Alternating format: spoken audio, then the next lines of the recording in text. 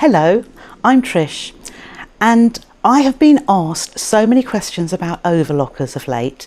You've sent in feedback, you've emailed in questions. It's great. So I want to let you know what I think about overlockers and what I think overlockers will do for you.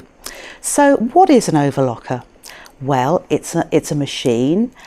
It does similar but not the same to a sewing machine, and actually it is an additional extra on top of your sewing machine. So you couldn't work with an overlocker and do all the things that a sewing machine do, but with an overlocker you will make all your home decor makes, all your dressmaking, your craft projects. It will make them all much more professional. Now, people have probably said to you, but overlockers, they're so difficult to thread. In a moment, I'm going to show you how wrong that is, how simple and easy it is to thread an overlocker. Now, the overlocker, it is also going to save you time as well as making your projects more professional. Because with your sewing machine, you can do a similar or get a similar effect to what an overlocker will do for you. As in, you can stitch your seam, you can do a zigzag to neaten your edges, then you can trim the little extra bits of fabric, the little frayed bits with your scissors. But an overlocker is going to do all of that for you in one action. So as you pass your fabric through your overlocker, it's going to make 2 rows of running stitch, so a very firm seam, along with overcasting the edges and trimming the edges at the same time, giving an absolutely professional finish. So with no further ado, I'm going to show you just how easy it is. Shall we get started? So here we have 4 cones of thread which are underneath the thread mast. Then going down to the front of the machine, we can see 4 tension dials, and these dials will lead the thread through the lower looper, the upper looper, the right needle and the left needle, and we always thread from the right to the left in that order. Let's open the front covers so that we can start threading. So I'm going to pull the front to the side and drop that front. Now, a lot of your machines will look exactly like this, with the color-coded chart inside the machine, along with the color-coded loopers at the top. But this one in particular, we can actually open the left-hand side a full 180 degrees so that I can get to the whole workings of the machine and make threading easy. Let's start with the lower looper. So I'm going to take my thread up through the thread mast. I'm then going to place it under a little clip at the back of the machine, directly down through the tension discs, and down here behind the guide where my color-coded chart is. Now I'm following on this machine the dark blue, so I'm going to look across to my next guide, which is here. I'm going to take the thread up into that guide, then follow onto this one here where the dark blue dot is, and pop the thread behind there. Now at this point there is another guide which I can't see at the moment, so I'm going to move my wheel towards me and it reveals that next guide. So I'm going to take my thread over to here and just pull it up into that guide. I shall then move the wheel towards me again so that I reveal totally the eye of my looper. So I'm going to trim my thread just to give me a nice flush end and pop that towards the eye, and look, it's just popped through there. And then I'm going to get my tweezers.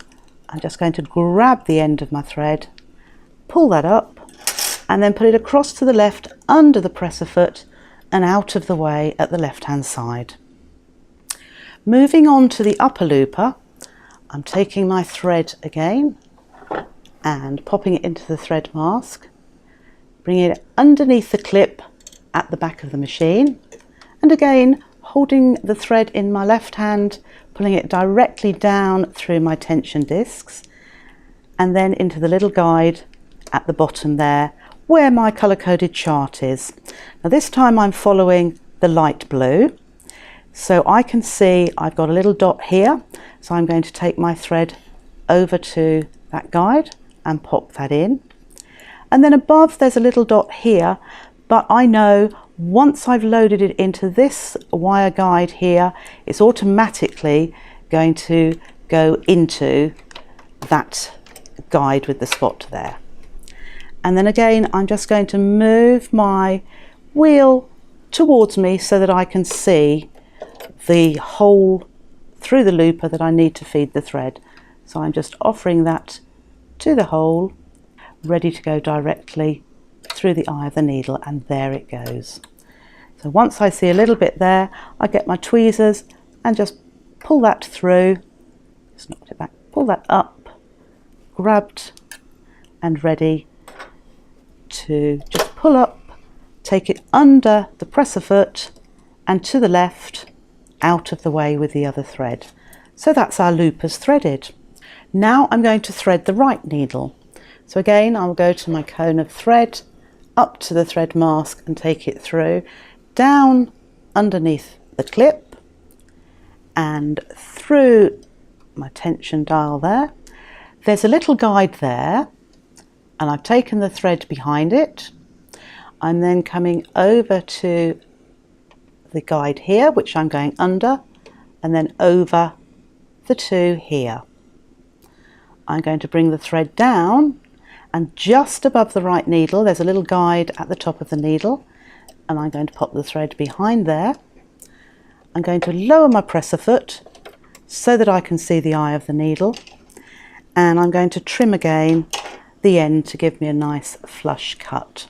And I'm just going to pop the thread towards the eye of the needle, and again, as that pokes through, I'm going to grab that with my tweezers. So that's just popped through to the other side, and I will just grab that piece. Let's just help that again. There we are, and just pull that through. So I'm going to lift my presser foot so that I can again take that thread underneath the presser foot and move it to the right. The left needle is my last needle to thread. So again, I'm taking my thread through the tension mast, down under the clip to hold, and then down through the tension disc. Again, there is a little guide here, which I'm going to pop the thread around. It comes down to these other guides, which I'm going under and over. So under one and over two, following the guide of the right hand needle. And then this time I'm going to the left, where there's another guide above the top of the left needle. So I'm going to lower my presser foot so that I can see the eye of the needle, and trim the end so that I get a nice clean cut to enable me to thread the eye of the needle. I'm just going to pop that towards the eye, and as soon as that pokes through a little pit, I'm going again to use my tweezers to pull that through. So I can see that's just come through. I'll take my tweezers to the back, grab hold of the thread and pull that through.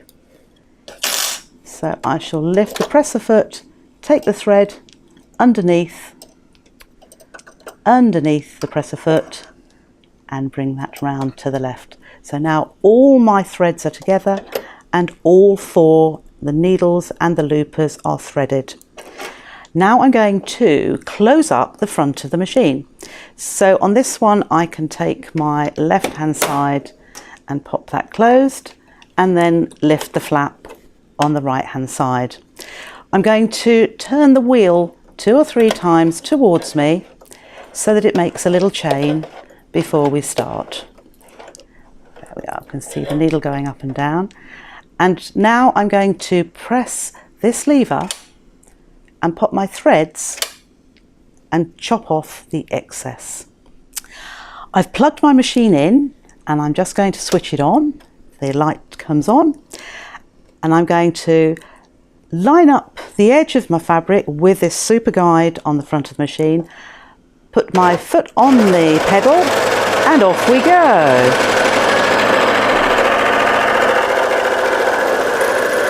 Now I've stitched an excess, so I'm going to use my thread cutter, pressing the lever, popping it underneath and trimmed off my excess. Just take a look at that superb finish. Neat along the edge where it's trimmed all this off. 2 rows of stitching, absolutely beautiful. Professional finish, and this is what you can have with owning an overlocker. Isn't that amazing? The finish on my overlocked seam. I couldn't live without one.